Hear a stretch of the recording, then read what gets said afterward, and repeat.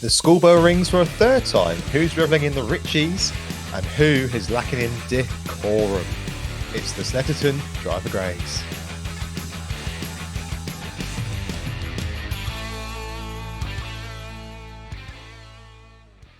Dear me, I'm glad they can't see my face for that reaction. Well, they can on YouTube. Well, they can now, yes. Yes. Sorry, I need to explain how video works to you, don't I?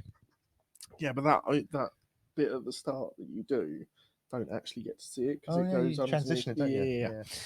Anyway, here we are once again for another podcast and a roundup of the grades and predictions for Snetterton. If you want to go and hear about how the weekend went down, then you'll want our review podcast, which came out a couple of days ago, all being well. And we're going to take a straight look into what grades were gained this weekend. Yeah, for Sutton, we'll start off with him. A-star again, top of the class, did very, very well. There's nothing to say here that wasn't already covered in the review show, to be honest with you. Dan Camish, his worst weekend by far. It's a C, isn't it? Yeah, it was a little bit disappointing and didn't help with that disqualification in the final race. Rowbottom takes home a B. Raced well, got a podium, looks a little bit more at home in the car, improving all the time. Looked really good on the soft tyre this weekend. Really quick. He did indeed. Finally, for the Napa racing outfit, Osborne, he gets a C. Not as good as at Brands Hatch, I don't think, but he was racing within the top 15 for most of the weekend. It was a strong weekend, and he's getting better and better in the car. He looked really competitive in race 2, and he was there or thereabouts racing Rory Butcher for, I think, pretty much the whole race. I still think there's a little bit more to come from him, though. Oh, I agree, but yeah, I think he's starting to come good. Yeah, so moving on to the Hyundais then. Ingram with a B this weekend. He was feeling under the weather, if no one knew about that. It wasn't mentioned at all. Go on. I was going to say on Rowbottom, we need to get to the bottom of who was... Bottom. Of who was his stunt double for the signing in the pit lane, because it wasn't him. Yeah, if no one has seen this, the ITV cameras picked up a little bit of the driver signings during the lunchtime pit walk, and we're almost certain, and we're not the only people that have picked up on this, that there must have been a stunt double for Dan Rowbottom.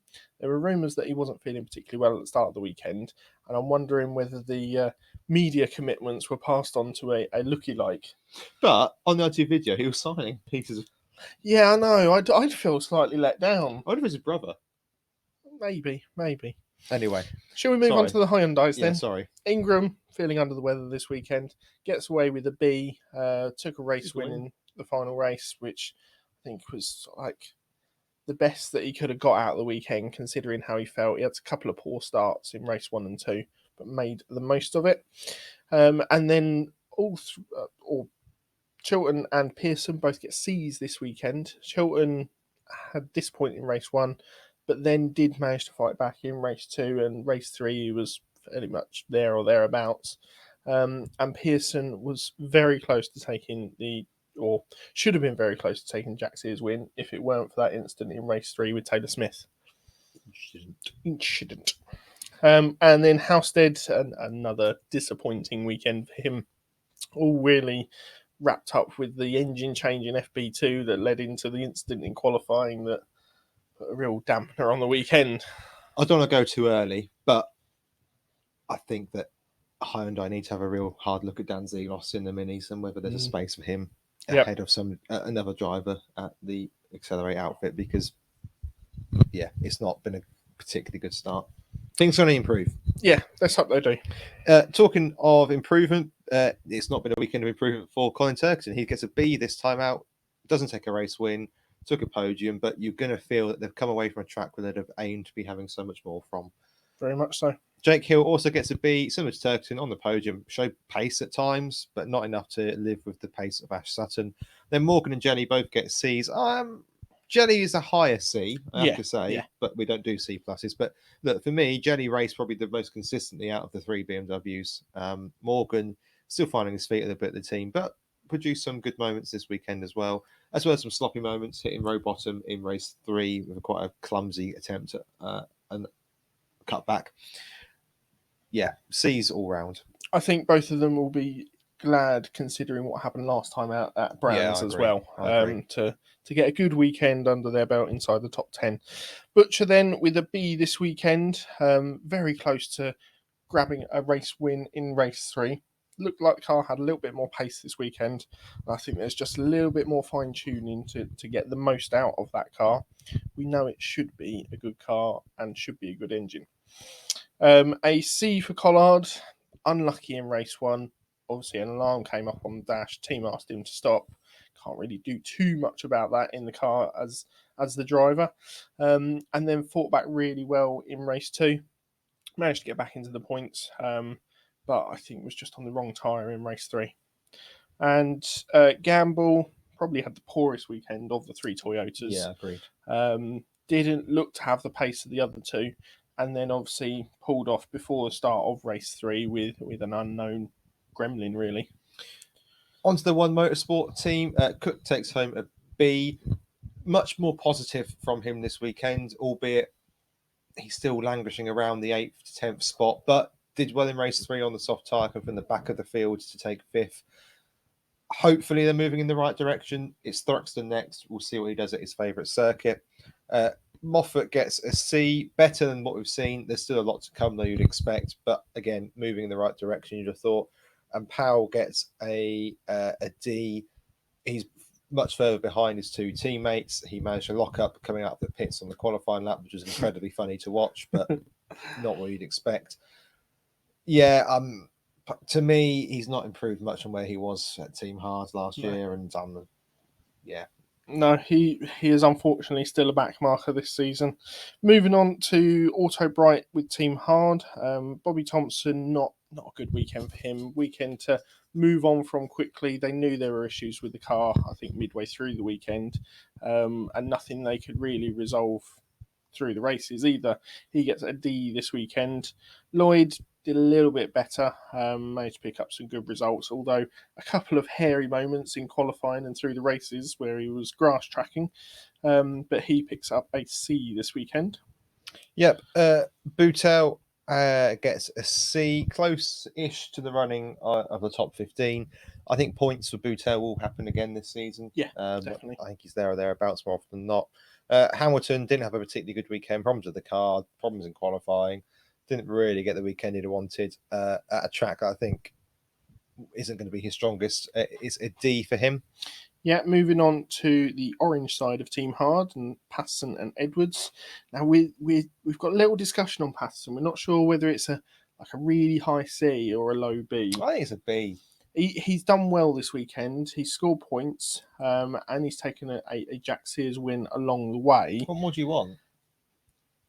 Points in all 3 races. I think he's capable. Honestly, I think he's capable of yeah, it. But don't forget that if the front 2 leading cars are having problems, I know. it's likely that's spread across the whole team. I know. He's taking points. I mean, come on. I think we agreed that Cooper wasn't going to do overly well at this track, and he's dragged the most out of it. Absolutely. He's not been involved in any incidents, which is always a good thing as well. He's a young driver who's kept the cost down because he's not binned it in any, or not over raced the car. Yep. He's been fairly sensible all weekend. He's had decent enough pace. He's taken a Jack Sears win, score points again. For me, it's a B. I mean, what would you want from him? He's fighting Osborne and Pearson. Don't forget, who are in cars that are on paper much better than his. I think towards the end of the season he might be more consistently in the top 15 and scoring points, and I think that's where we're going to see him end the season. But I'm still saying it's a B. Okay. What more do you want? You've got a C written down. I know, but I'm arguing with you. All right. And then Edwards on the other side, again, had some issues this weekend. Car didn't look particularly quick in her hands. I don't know whether it's a setup issue or whether because there are rumours that she's got the damaged chassis from last year, whether it isn't quite as straight as it needs to be, but she gets a D this weekend. Yeah, and then moving on to the PMR boys, Dobble gets a B. If Dobble gets a B, Patterson gets a B. I thought Dobble was that bit better this weekend. He had a consistently higher results, and he was very, very close to winning the Jack Sears this weekend. He was very close to winning the Jack Sears this weekend. That's why he's got a B. Watson gets a C. Fairly anonymous weekend. Yeah. But that's not necessarily a bad thing as you're learning your trade. Didn't get into trouble. Exactly. And was fighting with double in a couple of the races, Yep. and then just dropped a little bit further back towards the end. Aaron Taylor-Smith, I don't think it's a B. I think it's a C. Really? I think his defensive performance this weekend was really good. I agree with And that. to hold back a driver of Camish's calibre Yeah.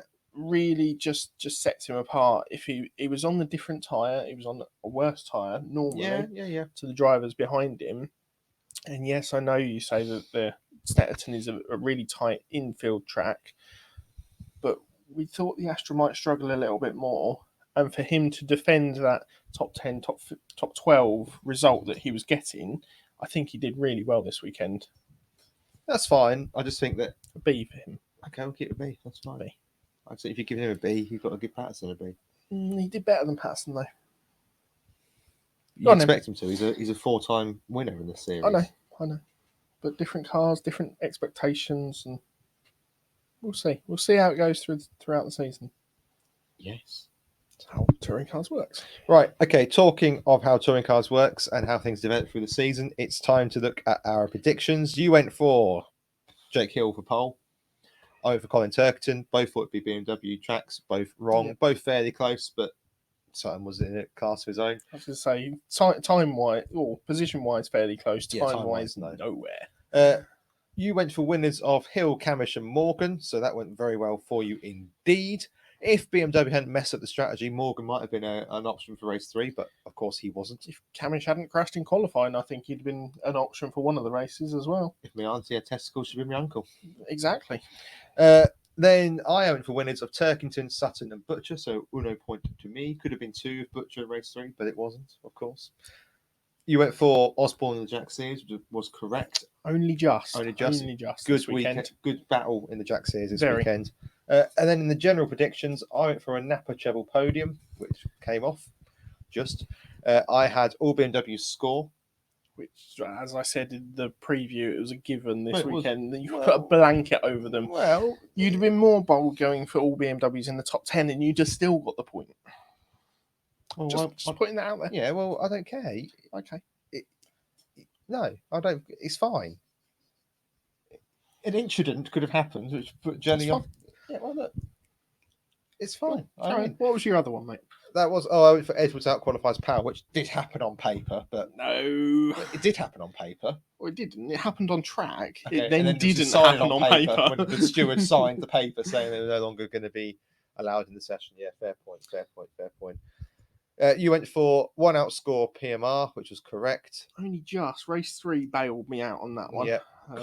Collard outscores Butcher, which that was almost put in the bin at the end of race 1, wasn't it, with that Collard issue? A No Ingram podium, which was looking good at one point until race 3 happened. And then after race 1, when we heard he wasn't well, I thought, okay, I might be on for this. He'll look to have a pointsy weekend, stay inside the top 6, top 7, and then he storms through in race 3.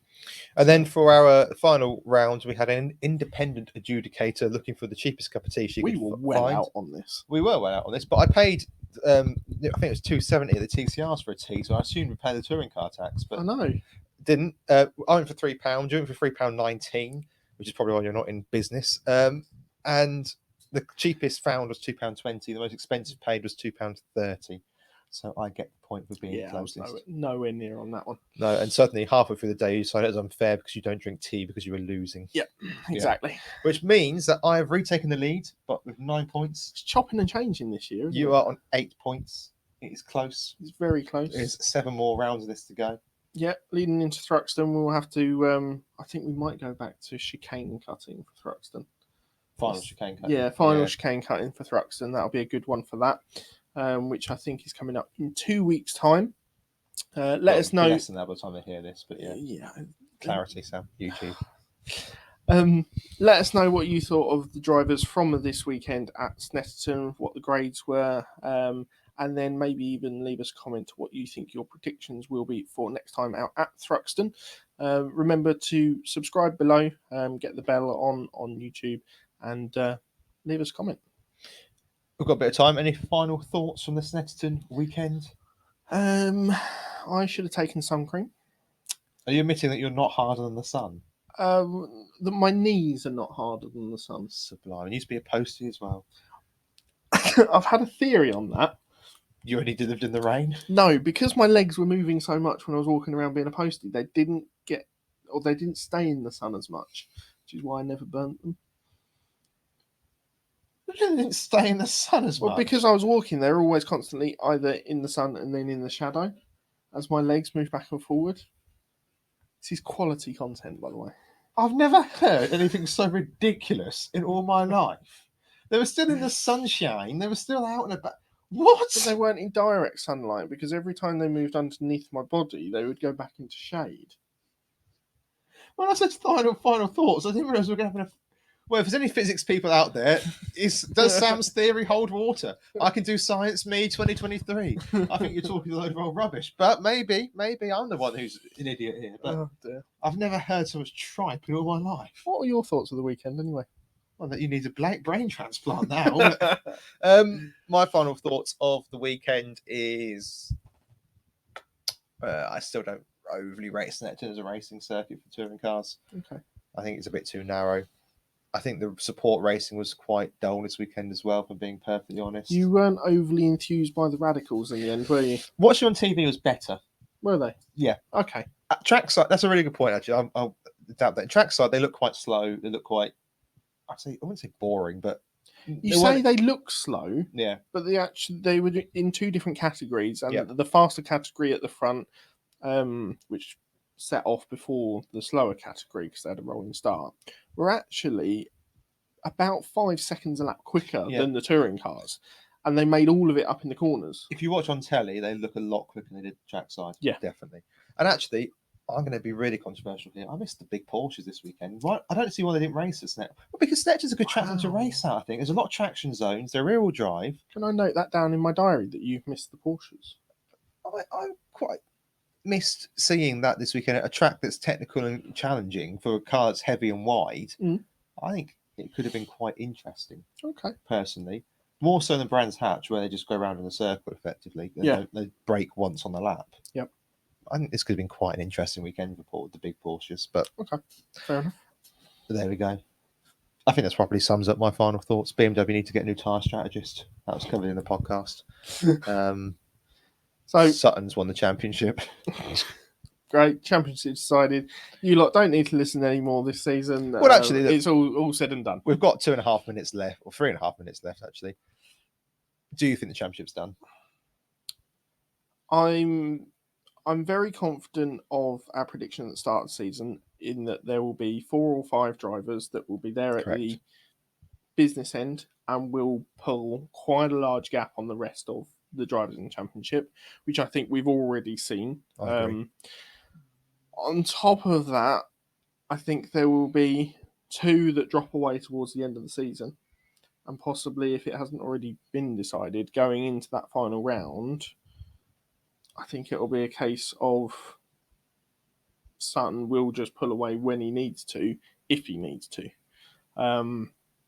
Because that car and his setup that he's got on there, I think he mentioned on one of the grid walks that they've hardly changed the car from Brands. Haven't changed it from Brands yet. They've just done these micro little tweaks just to get the best out of it.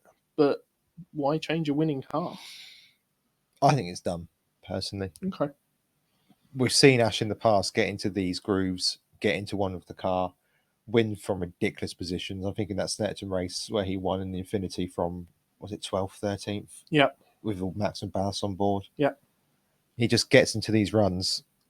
I think he's the best driver on the grid on raw pace and raw talent. And once he gets the momentum going, I think it's very difficult to stop him. And I don't really see how he gets stopped this time. But we'll see. Yeah, it'd be interesting to see if they have any mechanical issues this season. Napa look like they've got a really solid car, really solid setup, and an engine to go with it as well. So yeah, they could be difficult to beat this season. Right, we'll see you again for a Thruxton preview.